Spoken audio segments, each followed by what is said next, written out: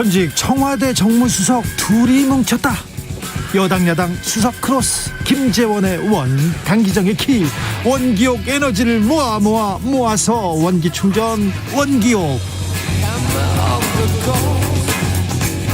냉철하고 확실한 분석, 막걸리 같은 걸쭉한 입담, 주진우 라이브의 특급 조합입니다. 강기정 전 청와대 정무수석 오셨습니다. 네, 안녕하십니까. 김재원 국민의힘 최고위원 오셨습니다. 예, 안녕하세요. 네, 어떻게 지내셨습니까? 일주일 뭐 더위에 그냥 가만히 있었습니다. 가만히 있진 않던데요, 김재원은. 왔다 갔다 했습니다. 네. 우리 이준석 대표 좀 잘 설득했는가 모르겠어요. 두 분 입당하고 출마 선언하고 준비하는데 이준석 대표가 좀 불편해하던데. 이준석 대표는 또 지나간 건 별로 생각하지 않고 쿨한 분이니까 지금은 뒤끝이 만만치 않던데요. 안철수 대표와 조금 좀 관계가 틀어진 겁니까? 국민의힘 국민의당 합당 어떻게 돼가고 있습니까? 안철수 대표 관계가 틀어진 것이 아니고요. 네. 원래 관계가 좀 소원했죠. 그렇습니까? 틀어질 만큼의 관계가 없었죠. 예. 정확하신 분석인 것 같아요. 근데 이제 이준석 대표는 안철수 대표가 반드시 합당을 원할 거다라고 확신을 갖고 있어요. 그래서? 예, 그러니까 오히려 좀 시쳇말로 좀 튕겨요. 예, 그런 입장인 것 같고, 실제로도 협상 실무자가 오히려 더 협상을 어렵게 만드는 이상한 조건을 계속 더 불리고 있다. 그러니까 만날 때마다 조건이 늘어난다, 이런 불평이 많았거든요. 네. 그러니까 이제 이준석 대표는 안철수 대표와 직접 이야기하자, 그런 입장이죠. 안철수 대표가 그렇게 절실하게 필요하진 않은 것처럼 보입니다. 국민의 지금 화장실 갈 때하고 지금 화장실 나올 때하고 생각이 달라진 거죠. 이준석 대표는 예전에야 지지율도 안 나오고 또 후보도 마땅치 않을 때는 안철수 대표가 필요했겠죠. 네. 근데 지금 상황이 바뀌었단 말이에요.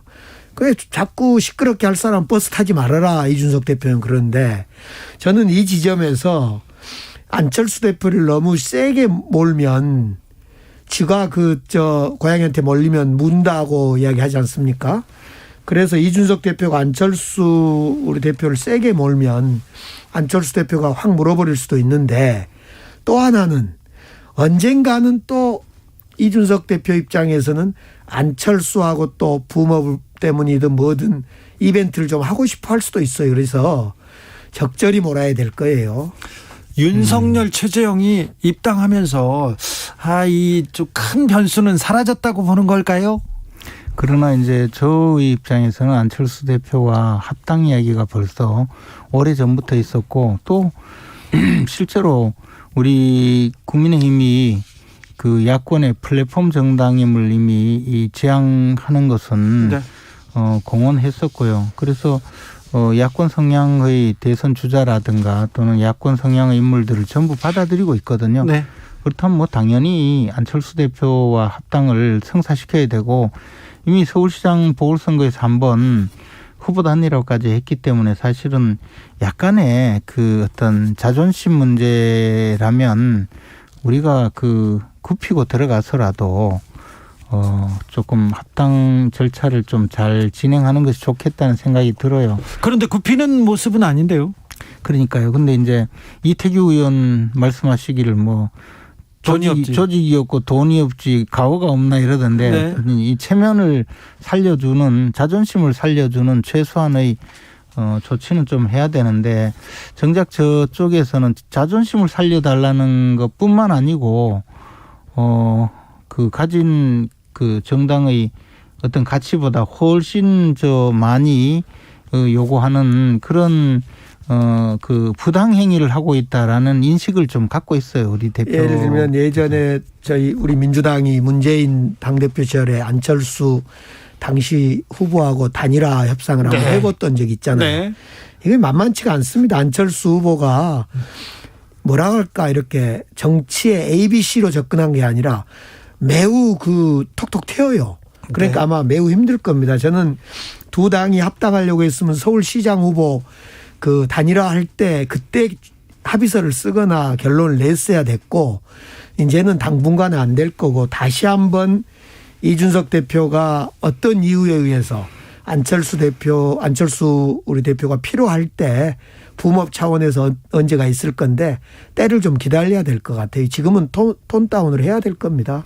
뭐 우리 강기정 수석께서 우리 당에 꼭 도움되는 말씀을 한다고 생각하지 않으니까 반대로 또 이건 도움된 이야기예요. 반대로 또 생각을 다시 해봐야 안철수 되겠네요. 대표를 많이 겪어봤으니까 지금 하시는 거죠. 이준석 대표는 안철수 대표를 더 몸소 체험하신 분이라서 자, 그런데 오늘 국민의힘의 또 다른 유력 대선 주자입니다. 최재형 전 감사원장이 대선 출마를 선언했습니다.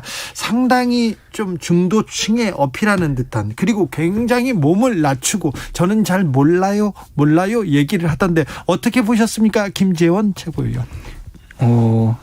사실은 이제 보통 감사원장까지 지내고 네. 또 과거에 뭐 법관으로서 생활하고 이러면 좀 고압적으로 보일 수 있거든요. 그렇죠. 그런 점에서 특별히 더 신경을 좀 쓰는 듯했고, 또 윤석열 총장이 사실 자신의 전문 분야가 아닌데도 뭐 경제 분야를 괜히 거론하면서 밀턴 프리드먼 끌고 와서 이야기하다가 뭐 불량식품 논쟁이 벌어지기도 하고, 노동 정책에 대해서 뭐 크게 많이 전문가적 시견이 그렇죠. 있는 것도 아닌 것 같은데 이야기하면서 이제 52시간을 뭐 120시간 이야기하고 이래서 논란이 되는 걸 보니까 네.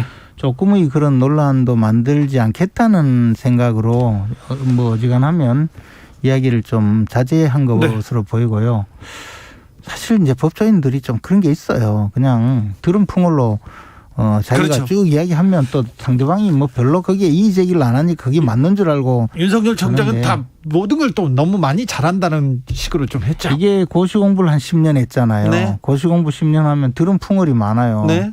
1년에 시험 한 번 치고 떨어지고 나면 또 1년 동안 공부하면서 이리저리 사람들하고 온갖 그 이야기를 하다가 보면 네. 많이 아는 듯이 되는데, 사실 그런 이야기를 이제 대선 국면에서 하면 호시탐탐 노리고 네. 이제 물어뜯을 준비를 하고 있는 반대자뿐만 아니라 또 언론까지 해서 검증이라는 이름으로 거꾸로 매달아 놓을 텐데 그 위험성을 잘 모르고 이야기하다가 이제 조금 한번 겪어보셨으니까 이제 네. 뭐 또 화들짝 놀라서 또 준비 또 해서 나오겠죠 뭐. 오늘 윤석열 후보에 이어서 최재형 감사원장이 이제 선언을 했는데 저는 서로 경쟁하듯이 저는 몰라요, 잘 몰라요 하고 말 실수하고 어떤 그런 경쟁하듯이 하는 것 같아요. 그래서 어떤 분은 오늘 최재형 원장의 그 출마 선언이 그 대국민 출마 선언이 아니라 대국민 공부 선언이다 이렇게까지 이야기하더라고요. 근데 저는 더 다르게 생각해봤어요. 이 헌법같이 포기 선언이다 이렇게 저는 생각을 해봤고, 우리 최재형 원장이 출마하면서 또 오늘도 그런 이야기를 했던데 유일한 이유를 탈원전 정책에서 찾았어요. 네. 근데 이 탈원전 정책은 우리 문재인 대통령 우리 정부 들어와서 공론화위원회를 만들어서 진짜 국민들의 의견 수렴 과정에서 했단 말입니다. 여기에서 헌법적 가치까지를 포기하면서 이 탈원전 정책을 반대해서 내가 출마하겠다. 이건 정말 궁색하고 정말 공부선언이 됐든 헌법적 가치 포기선언이 됐든 참으로 문제가 많은 것 같아요. 아니 뭐 좀 공격을 하시려면 좀 제대로 좀 확실하게 공격을 하셔야지. 지금 뭐 헌법같이 뭐 잘못됐다는 겁니까? 헌법상의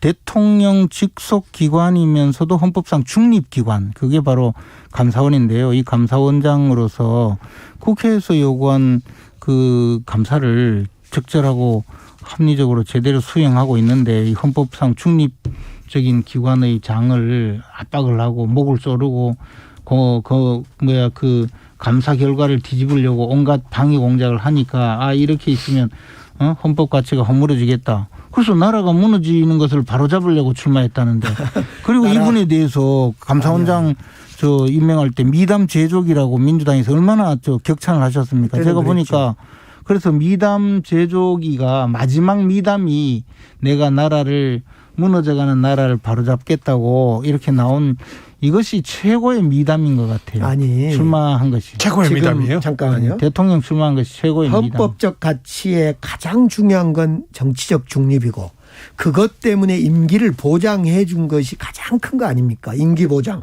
그래서 검찰총장도 임기 보장을 했고 저 감사원장도 임기 보장이라는 걸 가장 중요한 가치를 두고 있어요. 네. 사실은 문재인 대통령이 최재형 감사원장이 됐든 윤석열 총장이 뭐 다 잘했겠습니까? 임기 중에. 그럼에도 불구하고 한 번도 그 난리를 그 윤석열 총장이 검찰총장이 정치에 개입해서 그 난리를 펼 때도 우리 문재인 대통령이 그만둬라. 임기 그만둬라라고 말을 안 한 거예요. 이것이 문재인 대통령이 훌륭한 진짜 헌법적 가치를 지니고 있기 때문에 그렇다는 거예요. 아니, 그래서 윤석열 총장이 정치 개입한 게 뭐가 있습니까? 아니 지금 임기 보장, 임기 중단 말인 임기 거예요. 중에 정치 개입하니까 저 정치 개입하고 이랬는데도 문재인 대통령이 가만히 뒀다면서요. 윤석열 총장이 조국 장관 임명할 때 정확히 정치 개입을 했거든요. 인사권 개입을. 이건 뭐 팩트 체크를 앞으로 할 건데 그럼에도 불구하고 대통령은 그래 총장 임기는 보장되는 것이 맞다. 이래서 윤석열 또는 최재형 두 사람의 임기를 보장한 거 이건 헌법 정신이기 때문에 근데 이걸 헌신짝처럼 버리고 나와서 겨우 대한민국이 무너진다? 뭐가 무너져요? 자기들이 헌법을 무너뜨리고 있는데. 아니 대통령이 네.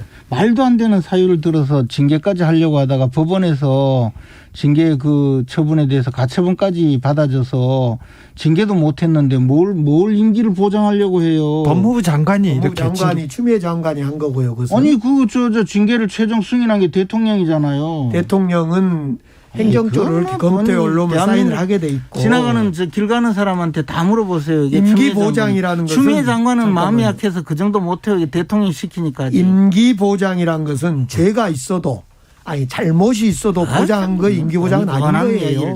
여기서 질문 하나 들어가겠습니다. 김재원 최고위원님. 박근혜 정부 시절에 최동욱 전 검찰총장이 있었지 않습니까? 예. 댓글 수사를 하니까 똑 찍어가지고 국정원도 조금 움직이고 어떤 사람들도 조금 움직이고 조선일보도 조금 움직이고 해서 찍어내기 논란이 있었잖아요. 예. 그 점은 어떻게 보세요? 근데 이제 그분은 뭐 찍혀나간 게 아니고 네. 괜히 바람을 피워서 아드님을 낳으시고 그걸 아니라고 계속 우기다가 들통나니까 부끄러워서 나가신 거 아닌가요? 그거하고는 전혀 상관이 없으니까 이게 청와대나 국정원하고는 모르죠, 뭐 그건 뭐. 누가 보더라도 윤석열, 최동욱. 근데 그때는 자진해서 나가셨는데 이번에는 뭐 그 죄도 없는 사람을 그냥 징계를 주려고 계속 업무 정지도 시키고 직무 정지도 시키고 또 수사 지휘권도 박탈하고 이렇게 해서 목을 조르다가 결국 실패했잖아요. 자, 그 점은 그 이슈로 가면은 또 엄청난 이야기가 있으니까 좀 넘어가겠습니다. 7617님께서 한 명은 말이 너무 많아서 논란이고 한 명은 말이 너무 없어서 논란이네요. 그러네요. 김재원 최고위원님. 말이 너무 많은 분은 이제 좀 자제하겠고 말이 없는 분은 이제 말을 좀 해야 이제 또 인지도가 올라가고 그러니까 또 최재형 전 감사원장은 인지도가 좀 문제예요. 아무래도 이게 이제 대중은 약간 좀 논란이 되는 이슈라도 그 이슈가 일어나야 관심을 보이거든요. 특별히 정치인은 그렇죠. 우리가 이제 정치 선전 전략상 네. 보면 옛날에 코끼리는 생각하지 마 이런 책에 보면 프레임 이론이 있어서 네. 상대방이 설정한 프레임에 들어가지 말라고 하거든요. 네. 그 반대로 오히려 적극적으로 내가 그 프레임을 만들어서 논란을 만들어서 이 프레임이 논란이 되면 사람들이 주목을 받고 그러면 다음 프레임을 또 만들어서 또 사람들의 주목을 받고 이렇게 끌고 가는 적극적인 프레임 전략이 또 있어요. 네. 이번에 윤석열 총장의 경우에는 좀 본인이 의도한 것 같지는 않는데 하여튼 만들었어요. 논란은 계속 납니다. 계속 연속극처럼 그렇게 진행되어서 일단 시선을 고정하고 또 그전에는 또 어떤 한 개인의 입당이 이렇게 오랫동안 왜 입당 안 하느냐 언제 할 거냐 쭉 하다가 입당을 또 왜 이렇게 빈지털이식으로 갑자기 뛰어들어왔느냐 부터 네. 그러고 나니까 그다음에 또 이준석 대표가 뭐 왜 입당을 이렇게 했느냐. 입당 가지고 근 한 2주 동안 논란을 벌이고 이제 그 다음에는 뭐 다리를 벌리고 앉았다부터 시작해서 네. 예, 쭉 했는데 어쨌든 끝은 어떻게 됐냐 하면요. 그 검사로서 평생을 살았기 때문에 굉장히 예리하고 날카롭고 옆에 가지도 못할 정도로 무시무시한 사람일 거라는 일반 국민들의 생각이 있을 수 있거든요. 근데 알고 보니까 되게 허술하고 동네 저 복덕방 집 아저씨처럼 네. 친근하고 좀 약간 허술한 분이구나. 이래서 최소한 그런 면은 또 좋아졌어요. 주변 지금 말이 한 사람 많고 한 사람이 적다간데 말이란 것이 자기 인지도 올리기 위해서 뭐 할 수도 있고 정치인이 그러지만 윤석열이 이야기하는 윤석열 후보가 이야기하는 부정식품 발언이라든가 네. 뭐 앞에 수도 없는 건 놔두고요. 최재형 우리 후보도요. 말 안 한 게 아니라 최근에 최저임금 제도가 범죄다 이랬어요. 난 도대체 이 최재형 후보나 윤석열 후보가 이 부정식품 발언이나 최저임금이 범죄다 이런 얘기를 하는 걸 보면서 여기는 완전히 선무당이에요. 선무당. 선무당이 사람 잡는다는데 선무당이 사람을 잡는 게 아니라 국민을 잡아나가요. 이거 지금 다 죽게 생겼어요. 이 무당 계급, 그런데 이제 무당 직업을 또 모욕한 또 지금 상황이. 아니 근데 이게 선무당은 명사화돼 있기 때문에 그런데요. 뭐 무당직을 뭐 이렇게 하냐 아니라 선무당은 국어 사전에 다 있습니다. 네. 꼭 윤석열 최재형 같은 분을 지칭해서 하는 건데 우리가 그 선무당 제가 이런 언제 윤석열 후보가 누가 묻더만요. 그 누가 물었죠. 그 조은산 씨가 물었던가. 네. 권투 선수 누구 이야기 했잖아요. 그거. 네. 타이슨과 메이웨더 얘기를 뭐 했죠. 그 선수처럼 자기는 두들겨 맞다 나중에 KO승을 하겠다. 근데 이 국민들이 보면 120시간 노동해야 되지 뭐 부정식품 먹어야지 최저임금은 범죄지 때로는 여차하면 두들겨 맞기까지 해야 되지. 이거 완전히 선무당이에요. 선무당. 어떻게 보세요, 김재원 최고위원님? 아니 이제 그 지금 이야기하는 많은 부분이 일종의 말하자면 그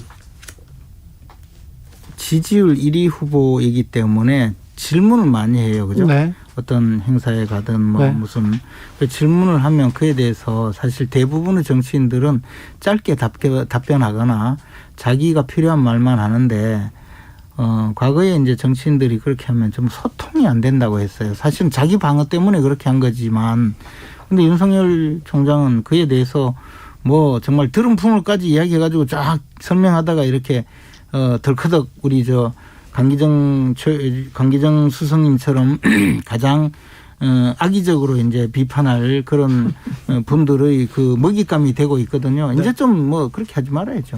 조금 달라질까요? 당에서 그리고 뭐 많은 사람들이 속속 지금 윤석열 캠프로 가고 있는데 조금 달라질까요? 달라지겠죠. 그리고 지금 사실 만약에 전략적으로 이렇게 했다면 이제 목적을 달성했으니까 수정할 것이고 그렇지 않더라도 스스로 이제 자기가 좀 필요한 이야기만 해야 되고 예컨대 이 비유를 들어놓고 비유가 문제가 되면 내 취지는 그게 아니고 이거야 120시간 일하다 실제로 120시간 일하라는 게 아니고 그 근로 시간을 좀 유연하게 해주자는 뜻이야. 그렇게 답변하잖아요. 그러면 근로 시간을 유연하게 해주자 이렇게만 이야기하지 120시간 이런 이야기 하지 말라는 거고 불량식품이니 뭐 부정식품이니 그런 논란이 괜히 있으면 그렇게 이야기하지 말고 저 법 적용할 때 너무 강하게 하면 안 됩니다. 그냥 이렇게 이야기하고 말하는 거죠. 그러니까 그렇게 보면 오늘 최재형 후보는요. 뭐 물어보면 공부가 덜 됐습니다.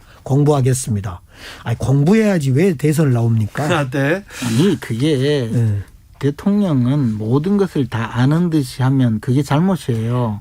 그래서 자기가 모르는 부분은 공부를 하고 또 나은 천하의 인재를 모아서 국정을 맡기면 되는 거고 자기는 지금 필요한 것이 이 나라가 대한민국이 무너져가고 있는데 이걸 바로잡기 위해서 나왔는데 뭐 그런 공부까지 지금 바쁜데. 아무튼 공부를 너무 많이 아는 후보하고 너무 모른다는 후보 때문에 지금 그 이야기를 다 지금 국민의힘 쪽에서 가지고 가고 있는 걸 보면 지금 어느 정도 성공한 것도 같아요. 윤석열 후보 얘기하다가 최재형 후보 얘기하다가 민주당 이야기를 못하는 것 같은데, 근데 이낙연 후보하고 이재명 후보 이거 선을 넘는다는 느낌이 자꾸 듭니다.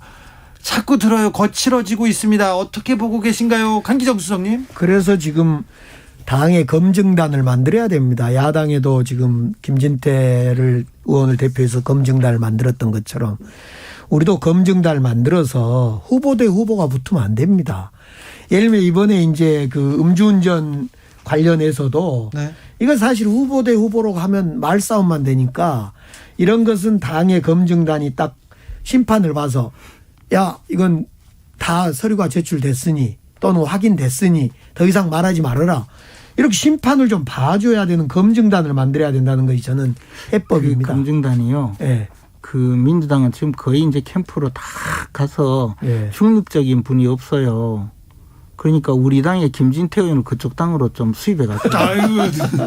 아이고 안 돼요. 안 맞아요 코드. 김진태 전 의원이 검증단에 지금 단장을 맡는다 지금 국민의힘에서 얘기가 나오는데 이거 가지고 좀 윤석열 캠프에서는 조금 좀 불만인 것 같습니다. 저는 그런 느낌 못 받았고요. 검증단 자체에 대해서 조금 우려를 할 수는 있는데, 네. 김진태 의원 그분에 대해서 불만을 갖는다든지 그런 이야기는 제가 못 들었고요. 다만 그게 이제 이준석 대표는 당 대표실 산하에 예. 당 대표 직속으로 검증단을 구성해서 운영하겠다라고 언론을 통해서 아마 발표를 하고 지난 그 월요일 날 최고위를 소집을 했었거든요. 네. 근데 제가 이제 그 최고위에 가서 처음 알았어요. 그렇게 구성을 한다는 사실을. 이 중요한 사실을. 네. 그래서 제가 이제 비공개 회의에서 이게 검증단이라는 게 결국은 각 후보들이 문제 제기하는 것을 검증을 해서 공개하겠다는 그런 내용이고, 그러면 분명히 검증 내용에 대해서 동의하는 사람도 있을 수 네. 있고, 또는 왜 나만 검증하느냐, 또는 왜 검증을 이렇게 부실하게 하느냐, 각각 이해관계가 다른데 당대표가 여기에 말려들면 안 되니까 중립적인 기관. 예컨대 경선준비위원회가 지금 구성되어서 거기에 검증 소위가 있으니 그 산하에 두고 기능을 좀 제대로 하게 만든다든지, 또는 경준위가 해체되면 선거관리위원회에서 한다든지 이렇게 좀 바꿔달라. 그래 요구를 해서 아직까지 이거는 결정이 안 돼 있어요. 선거관리위원회 산하로 하는 것이 아무래도 중립적이고 그러겠죠. 공명선거 감시단 이런 거 있듯이. 근데 이제 검증단을 만들자고 하는 것도 우리 강기정 수석께서도 이제 이재명 후보를 제대로 검증하기 위해서 검증단을 만들자는 건데요. 원래 취지는 검증단을 만들면 검증을 요구하는 각 후보 측에서 검증단에 검증 요구를 하고 나면 검증단에서 그 후보한테 자료를 내세요 해서 객관적으로 검증을 해본다는 거지, 이거 검증단 만들어놓고 그걸 무대로 해서 서로 물고 뜯고 싸우면요 정말 힘들어요. 그런 건 하면 안 돼요. 3579님께서 준비도 안 된 사람이 대통령, 국민의힘 당명 준비의 힘으로 바꾸세요, 이런 얘기도 합니다. 준비가 다 돼 있는데 겸손하셔서 그러니까. 겸손인가요? 네. 원기옥 여기서 인사드리겠습니다. 김재원, 강기정, 김재원 두 분 감사합니다. 오늘도. 네. 고맙습니다.